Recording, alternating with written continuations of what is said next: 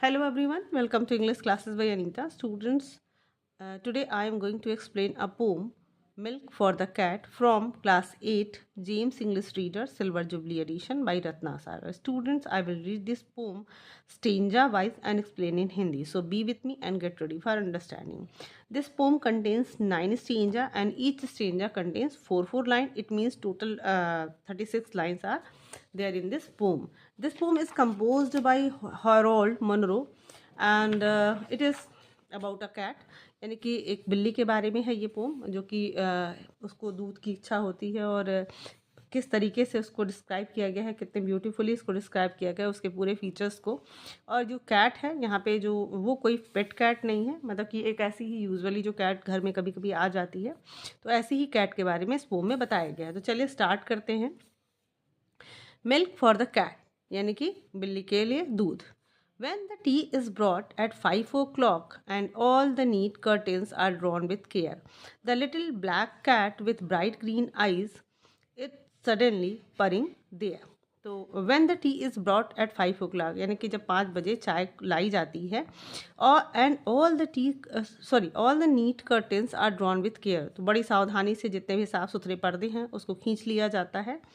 The little black cat with bright green eyes, और छोटी बिल्ली जो ब्लैक कलर की है उसकी जो हरे चमकती हुई हरी आँखें हैं, सडनली परिंग देयर, और सडन मतलब अचानक ही वहाँ से झांकती हैं, और परिंग मतलब कि थोड़ी गुर्राती हुई आती, यानी कि म्याऊं म्याऊं की आवाज़ नहीं, थोड़ा सा गुर्राहट की आवाज़ के साथ आती हैं, परिंग साउंड करते हुए आ जाती हैं। यानी कि पहला स्टेंजा है कि जब चाय 5 बजे यानी कि यूजुअली जब 5 बजे चाय लाई जाती है, जब भी हम चाय पीने बैठते हैं तो और शाम हो जाती तो हम लोग पर्दे वगैरह भी अपने घर के खींच देते हैं। तो जब सारे साफ़ सुथरे पर्दे खींच दिए जाते हैं तभी काले रंग की छोटी बिल्ली अपने हरी चमकती हुई आँखों के साथ पर करती हुई यानी कि परिंग साउंड करते हुए अचानक अपीयर होती है। At first, she pretends having nothing to do. She has come in merely to blink by the grate. But though tea may be late or the milk may be sour, she is never late. तो at first she pretend मतलब कि जब शुरू शुरू में वो आती है, स्टार्टिंग में जब वो आती है तो ये दिखावा करती है कि हैविंग नथिंग टू डू, मतलब वो ऐसे ही कैजुअली यहाँ पे आ गई है, उसको कुछ यहाँ करना नहीं है। She has come in merely मतलब कि वहाँ पे वो सिर्फ इसलिए आई है ताकि to blink by the great यानी कि वो ग्रेट यानी कि जो भट्टी है या फिर वहाँ पर अंगीठी जल रही है उसके सामने वो अपनी आँखें झपका सके, ब्लिंक कर सके। बट दो टी में भी लेट, हाँ बट लेकिन यद्यपि चाय तो मतलब चाय हो सकता है थोड़ी देर हो जाए, the milk may be sour जो दूध है वो थोड़ा खट्टा हो जाए, फट जाए, शी इज़ नेवर लेट लेकिन वो कभी लेट नहीं होती, यानी कि ठीक 5 बजे वो आ जाती है।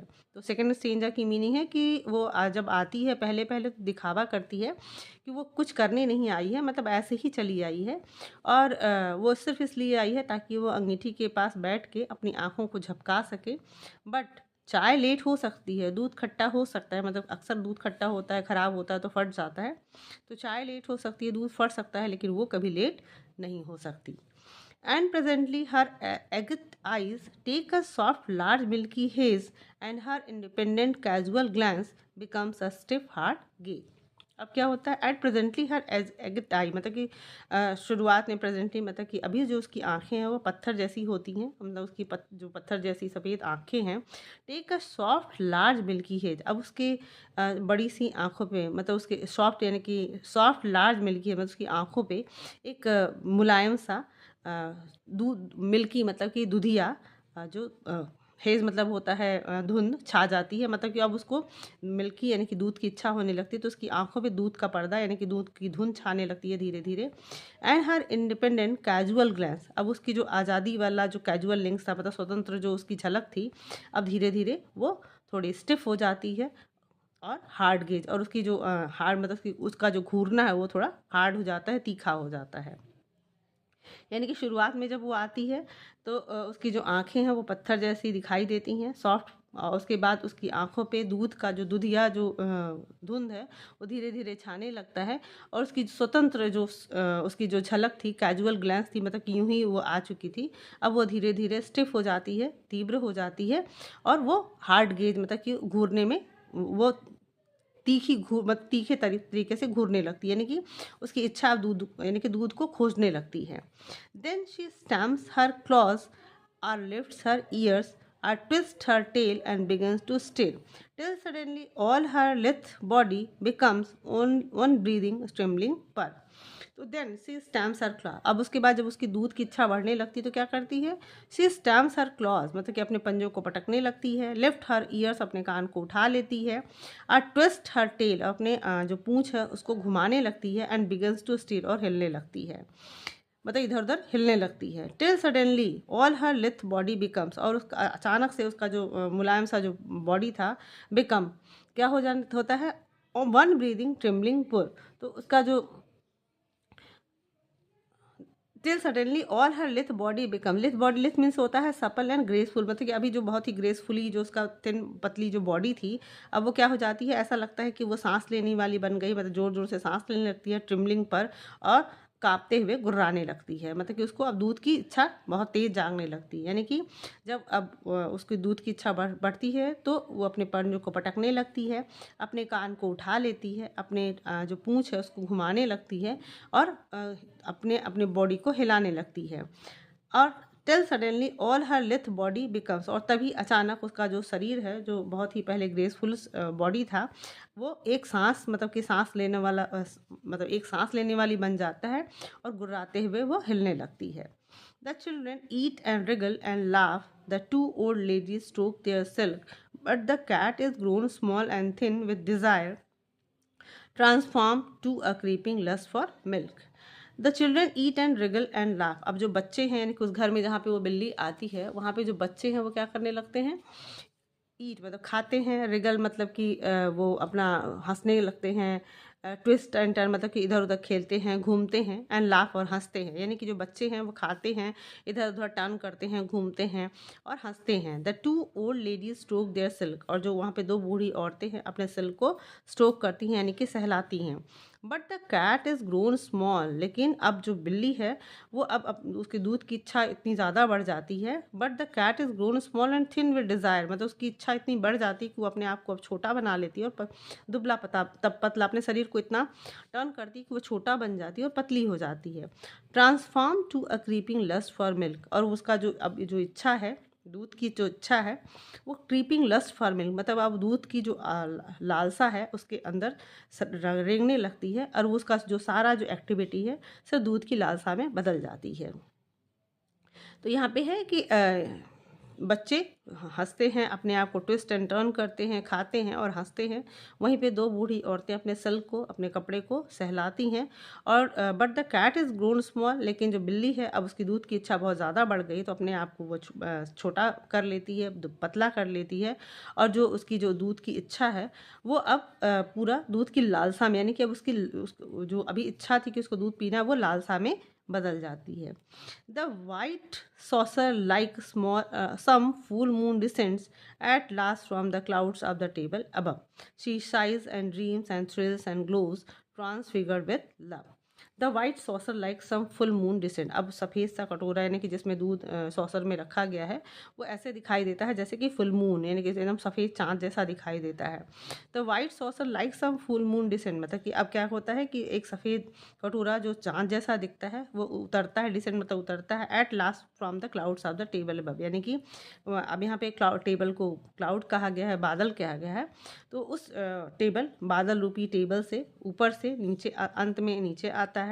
शी साइज, वो गहरी मतलब राहत भरी सांस लेती है. एंड ड्रीम, सपने देखती है. एंड थ्रिल्स, रोमांचित होती है और चमकती है.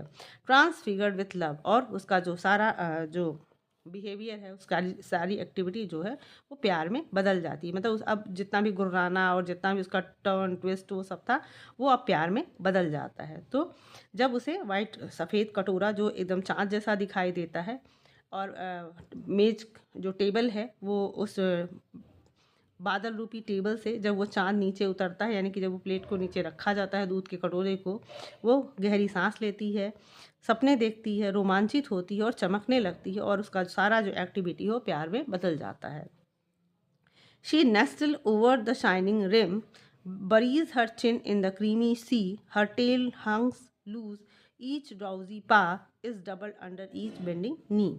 She nestled over the shining rim. अब वो चमकते हुए जो किनारे हैं उस पे क्या होती है, झुक जाती है, यानी कि उसमें डूब जाती है. बरीज हर चिन, और अपने जो चिन है यानी कि अपनी जो ठुड्डी है उस क्रीमी सी में, यानी कि जो क्रीमी यानी कि क्रीमी समुद्र यानी कि जो दूध है यहाँ पे, वो अपने चिन को उसमें डुबो देती है. हर टेल हंग्स लूज, और उसकी जो पूँछ है जो कि अब बहुत ज़्यादा यहाँ पे हमने देखा था, और twist her tail and begins to stream, मतलब कि जहाँ पे उसने अपने टेल को क्या कर दिया था, घुमा रही थी, अब वो एकदम लूज हो जाता है. ईच राउडी पास, अब जो मतलब थोड़ा सुस्ती भरा जो उसका जो पंजा है, is double under each bending knee, मतलब कि अब उसके बेंडिंग नी मतलब कि उसने जो अपने घुटने को मोड़ रखा है, अपने पैरों को मोड़ रखा है, उसमें उसके जो पंजे हैं वो अब दुगने डबल हो जाते हैं, यानी कि थोड़े मोटे दिखाई देने लगते हैं. यानी कि जब उसे दूध मिल जाता है, she nestle over the shining rim, वो चमकते हुए जो शाइनिंग रिम है यानी कि चमकता हुआ किनारा है वहाँ पहुँचती है, झुक जाती है. Buries her chin in the creamy sea, creamy यानी कि समुद्र रूपी सफ़ेद क्रीमी समुद्र में अपना जो चिन है यानी कि ठुड्डी है उसको डुबो देती है, और अपनी पूँछ को क्या कर देती है, ढीला कर देती है, ढीला लटकने लगता है, और उसका जो पंजा है वो डबल हो जाता है, यानी कि मोटा हो जाता है उसके झुके हुए पैरों में. यानी कि आप यहाँ देख सकते हो कि अभी आपने यहाँ देखा था कि जब उसके दूध की इच्छा थी तो वो अपने ईयर्स को उठाती है. मतलब यहाँ पे उसके जो फीचर्स हैं, उसकी जो बॉडी का फीचर्स है वो यहाँ दिखाया गया कि किस तरीके से दूध की इच्छा होती है तो क्या क्या करती है.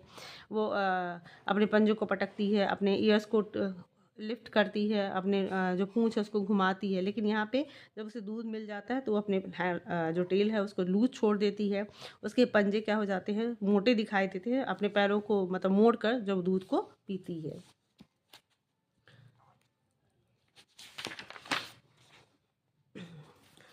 A long dim ecstasy hold her life. Her world is an infinite, shapeless white, till her tongue has curled the last holy drop. Then she sinks back into the night. तो ecstasy मतलब होता है extreme happiness और joy. A long मतलब एक बहुत लंबा, dim ecstasy hold हर life मतलब कि बहुत सारा जो एक्सट्रीम हैप्पीनेस, मतलब वो दूध पीकर उसे एक बहुत लंबा मतलब बहुत बड़ा उसको आनंद मिलता है, जॉय मिलता है, हैप्पीनेस मिलता है. Her world is an infinite shapeless white, अब उसकी जो दुनिया है वो अनंत जो शेपलेस मतलब कि आकारहीन सफ़ेदी में खो जाता है, यानी कि जो दूध है उसमें उसकी पूरी दुनिया खो जाती है. Till her tongue has curled the last holy drop, और तब तक जब तक कि उसकी जो जीभ है उसका जो सबसे प्रीसियस ड्रॉप है यानी कि दूध का एक एक बूंद जो बहुत मूल्यवान था, जब तक कि उसको टंग से अपने कर्ल करती है, मोड़ के उसे पीती रहती है. Then she sinks back into the night, और उसके बाद वो रात में डूब जाती है, वापस रात में डूब जाती है. यानी कि जब उसे दूध मिल जाता है तो वो पूरे हैप्पीनेस में मतलब एक्सट्रीम हैप्पीनेस में खो जाती है. उसका जो दुनिया है वो इनफाइनाइट यानी कि असीमित, शेपलेस जो कि मतलब आकारहीन सफ़ेदी में खो जाता है. उसकी जो जीभ है वो उस अंतिम जो मूल्यवान बूंद है तब तक उसको पीता रहता है, मतलब उसको चाटती रहती है. Then she sink back into the night, और तब उसके बाद रात में वो खो जाती है. Draws and dips her body to heap her sleepy nerves in the great arm chair, lies defeated and buried deep 3 or 4 hours unconscious there. तो अब draws and dips her body to dip, अब draws मतलब खींचती है यानी कि मतलब अंगड़ाई लेना, अपने शरीर को खींचती है. डिप्स डुबोती है. हर बॉडी टू हीप यानी कि एक ढेर पे अपनी बॉडी को ढेर जैसा मतलब खींच कर और उसे डुबो देती है. हर स्लीपी नर्व्स, उसकी जो सोने वाली जो नर्व्स हैं, इन ग्रेट आर्म चेयर मतलब कि अपने आप को एक आर्म चेयर पे लिटा देती है या आर्म चेयर पे अपने बॉडी को स्ट्रेच कर लेती है. लाइज डिफीटेड मतलब वहाँ लेट जाती है इस तरीके से जैसे कि कोई हारा हुआ व्यक्ति है. एंड बरी डीप, और वहाँ पे मतलब एकदम डूब जाती है या डीप गहराई में दब जाती है. लाइट डिफीटेड मतलब कि जब हम लोग बहुत थक हार जाते हैं, बहुत सारा काम करने के बाद हार जाते हैं तो अपने बेढाल शरीर पे पड़ जाते हैं, तो उसी तरीके से वो बेढाल वहाँ पे उस आर्म चेयर पे एकदम अपने बेजान पड़ जाती है. दे 3 or 4 hours, और उसके बाद 3 और 4 घंटे अनकॉन्शियस देर मतलब एकदम बेहोश जैसी बेसुध हालत में वहाँ पड़ी रहती, मतलब सोती रहती है. सो स्टूडेंट्स, आई होप आपको ये बहुत ही अच्छा लगा होगा ये पोम कि किस तरीके से ये कैट अपने मिल्क के लिए टाइम से आ जाती है पोएट के घर, और एकदम दूध खट्टा हो सकता है या दूध चाय में लेट हो सकती है, लेकिन वो कभी लेट नहीं होती है. और शुरुआत में वो आती है तो ये दिखाती है कि वो सिर्फ ऐसे ही आ गई, लेकिन वो इंटेंसली दूध के लिए आई होती है. और जब उसे थोड़ा लेट होता है दूध के लिए तो अपने बॉडी को ट्विस्ट एंड टर्न करती है, अपने कानों को उठाती है, अपनी बॉडी को मतलब कि कमज़ोर, मतलब ऐसा दुबला पतला दिखाने लगती है, छोटा दिखाने लगती है, और उसके बाद दूध के लिए गुर्राने लगती है। और जब दूध मिल जाता है तो पूरी सेटिस्फेक्शन में खो जाती है और दूध पीने के बाद आराम से आर्म चेयर पे सो जाती है। तो चलिए स्टूडेंट्स, आई होप आपको ये पोएम बहुत अच्छे से समझ में आया होगा। So if you like the explanation, do share with your friends, and very thank you for watching.